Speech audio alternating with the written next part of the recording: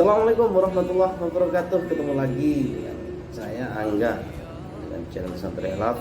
Nah, tetap dalam rangka training of trainer ya, untuk mencari para pelatih daerah di masing-masing. Nah, video kali ini video praktek yang dilakukan oleh Bapak Muslih. Nah, dia akan menjelaskan bagaimana model pembelajaran, bagaimana yang berkaitan dengan pembelajaran ya. Tidak sabar kan? Oke, ini kami perwakilan dari kelompok 6 ya, kelompok 6. Mari kita saksikan bersama. Sebelumnya kami ucapkan terima kasih banyak kepada pembimbing kami, ada Ibu Nafidah, ada Ibu Fitra, ada Ibu Mata. Salam hormat dari kelompok 6. Oke, kita saksikan bersama. Oke, siapa? Monggo. Assalamualaikum warahmatullahi wabarakatuh. Waalaikumsalam warahmatullahi wabarakatuh. Alhamdulillah, bismillah, la haula wala quwwata illa billah. Asyhadu an la ilaha illallah wahdahu la syarika lah, asyhadu anna Muhammadan abduhu wa rasuluh. Allahumma shalli ala sayyidina Muhammadin wa ala alihi washabihi wa wala. Bapak Ibu sekalian, peserta pelatihan yang berbahagia, pada kesempatan ini, pada hari kedua ini, kita bertemu dengan sebuah modul yang bertemakan pembelajaran berdifferensiasi. Kemarin kita sudah memahami dan insya Allah nanti bisa mengaplikasikan pemahaman kita terhadap model-model pembelajaran yang harus kita pahami dan kita terapkan di pelatihan atau diterapkan ke siswanya masing-masing. Nah, pada kesempatan ini Bapak sekalian, sebelum kita ke pokok materi, biar kita tidak jenuh, tolong masing-masing peserta berpasangan di sampingnya, kanan atau kirinya, kemudian secara bergantian hadap ke kiri, untuk kemudian memijat-mijat punggung temannya di sebelah kiri atau yang sekarang ada di depannya dengan pijatan yang begitu kuat. Ya, saya hitung mulai 1, 2, 3. Tolong sebelah kirinya pijat. Nah, kemudian berbalik ke sebelah kanan, teman yang tadi dipijat sekarang dipijat, dibalas untuk dipijat. Terima kasih Bapak Ibu sekalian. Bagaimana rasanya setelah dipijat oleh teman, saling memijat, saling menyegarkan, saling memberi motivasi, saling memberi dukungan. Oke, kita lanjutkan.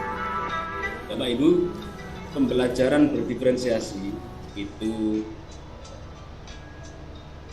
adalah pembelajaran yang mana kita akan terapkan di sekolah kita, di siswa kita masing-masing. Kira-kira tujuan dari pembelajaran berdiferensiasi ini adalah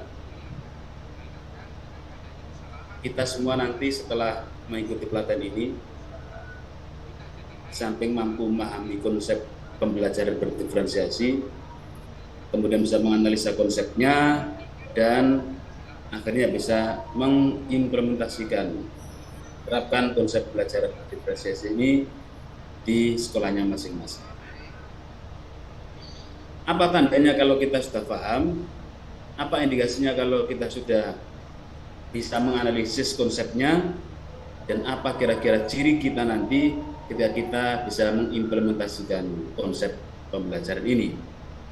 Bapak Ibu sekalian, indikasi dari kita bisa paham adalah kita memahami esensi, makna, dan hakikat dari konsep pembelajaran berdiferensiasi. Mulai dari landasan filosofisnya, landasan hukumnya, dan konsep-konsep yang terdapat di dalamnya. Yang kedua, kita bisa mengidentifikasi konsep itu dan pada akhirnya kita bisa mengimplementasikannya. Apa kira-kira yang menjadi payung hukum diterapkannya pembelajaran berdiferensiasi? Kita sebagai pelatih tidak akan memberikan materi kalau tidak ada payung hukumnya. Dan sebelum payung hukum ini diberikan, kira-kira pemerintah kita sudah memahami bahwa pembelajaran seperti ini sangat dibutuhkan di tengah-tengah permasalahan yang menghimpit negara kita. Dasar hukum yang pertama tentunya adalah payung yang tertinggi adalah Undang-Undang Sisdiknas tahun 2003 nomor 20 tahun 2003. Kemudian turunannya adalah PP nomor 57 tahun selanjutnya adalah Peraturan Menteri Pendidikan dan Kebudayaan nomor 22 tahun 2021 tentang rencana strategis Renstra dari Kementerian Pendidikan dan Kebudayaan 2020-2022 yang sekarang menjadi Kemendikbudristek. Bapak Ibu sekalian, kenapa pembelajaran berdiferensiasi ini sangat penting dan penting untuk kita kuasai, penting kita pahami, dan akhirnya sangat penting pula kita terapkan di tengah-tengah pembelajaran kita masing-masing. Paling tidak landasan pemikirannya adalah kita barusan tidak lepas dari ingatan kita tentang permasalahan yang mendera di negeri kita, krisis pembelajaran yang telah sekian lama penuh dengan permasalahan, masih menyisakan banyak masalah. Kemudian masalah-masalah yang ada itu diperburuk lagi dengan adanya masa pandemi, sehingga membawa perubahan wajah pendidikan di Indonesia. Perubahan yang paling nyata adalah proses pembelajaran yang awalnya bertumbuh pada luring, metode tatap muka, beralih kepada pendidikan jarak jauh, sehingga kadang-kadang pendidikan yang sangat terbatas dan dengan sistem pembelajaran jarak jauh itu mengakibatkan learning loss, sehingga perlu adanya konsep pembelajaran berdiferensiasi. Kira-kira apa yang menjadi definisi dari pembelajaran berdiferensiasi ini?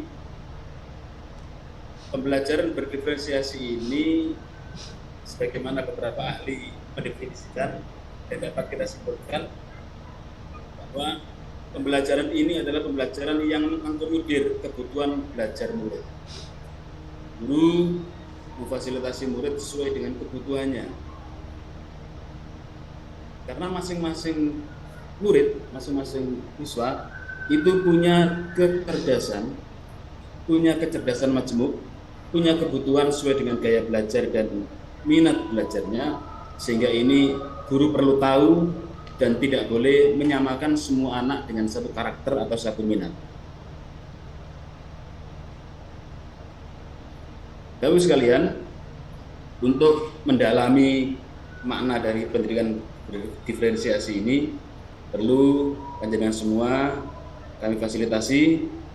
Barangkali ingin mendalami materi pembelajaran berdiferensiasi ini dengan membaca literasi, ada link untuk pembelajaran, ada juga bagi Bapak Ibu yang suka menonton tayangan, menonton video, kami memberikan link untuk Bapak Ibu belajar secara mandiri tentang pembelajaran berdiferensiasi.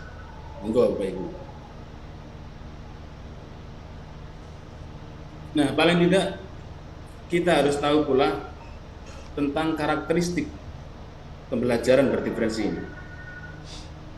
Karakteristik yang berkenaan dengan lingkungan belajar yang harus mengundang murid untuk belajar, yang harus mendorong motivasi murid untuk belajar. kurikulum tujuan pembelajaran yang didefinisikan secara jelas, terdapat penilaian yang berproses berkelanjutan, dan guru menanggapi merespon semua kebutuhan murid, sehingga akan ada manajemen kelas yang berlaku efektif. Ada pemetaan kebutuhan murid yang harus dikuasai oleh guru, yang harus diketahui oleh guru. Ada kebutuhan peserta atau kecenderungan peserta didik, ya, bagaimana kesiapan belajarnya, bagaimana minat belajarnya dan gaya belajarnya atau profil belajarnya. Ini adalah keragaman peserta didik. Guru dalam pembelajaran berdiferensiasi ini atau keragaman kebinekaan murid. Ada murid itu yang tingkat kesiapan belajarnya rendah, kemudian harus dimotivasi sehingga siap untuk belajar. Kemudian bagaimana minat belajarnya dan profil atau gaya belajarnya. Ada gaya belajar yang audiovisual, ada yang verbal, ada pula yang kemudian seperti dalam gambar ini yang kinestetik. Yang ini kadang-kadang tidak dipahami guru, bahwa anak yang gaya belajarnya atau profil belajarnya itu kinestetik, itu kecenderungan guru itu menjustifikasi sebagai anak yang luar biasa, anak yang tidak biasanya, artinya anak nakal. Karena di kelas begitu banyak geraknya. Anak yang seperti ini cara belajarnya memang seperti itu. Kalau nggak gerak-gerak, nggak akan bisa belajar. Dan itu sudah menjadi karakternya. Ada juga yang perlu diperhatikan elemen keragamannya, elemen perbedaan diferensiasi, ada yang bersifat kontennya bagaimana, materinya, proses pembelajarannya bagaimana, kemudian output produknya. Nah, terakhir Bapak Ibu, dari sedikit paparan tadi, kemudian Bapak Ibu telah mendalami sendiri secara literasi, baik menyimak tayangan atau membaca materi. Nah, di akhir nanti atau sebelum berakhir sesi kali ini, saya ingin bertanya, setelah Bapak Ibu mendalami materi melalui literasi tadi itu, kira-kira apa yang kemudian Bapak Ibu rasakan setelah mendapatkan sesi pembelajaran ini? Sisi mana yang belum dan apa perubahan pemahaman, perubahan kognisi dari Bapak Ibu sekalian setelah mendapatkan pelatihan season ini? Nah, terima kasih. Karena beragam kebutuhan dan gaya belajar baik kita masing-masing, jadi jawabannya juga beragam. Dan itu semua sangat positif karena minat dan respon Bapak Ibu semua telah memperhatikan paparan atau sedikit arahan dari pelatih. Kemudian Bapak Ibu sendiri yang mendalami. Nah, setelah itu Bapak sekalian, sebelum pembelajaran ini kami tutup, nanti Bapak Ibu sekalian ada LK 1, LK 2.1, LK 2.2 dan LK 2.3 di samping juga resum. Nanti yang kami sematkan di link tugas. Tolong Bapak Ibu sekalian untuk melengkapi, kemudian setelah dilengkapi dan diupload ke dalam LMS Bapak Ibu masing-masing. Demikian Bapak Ibu sekalian, bisa kita akhiri sesi kita kali ini dengan memberikan semangat, saling memberikan dukungan kepada yang lainnya dengan mengatakan, dengan menggelorakan semangat merdeka.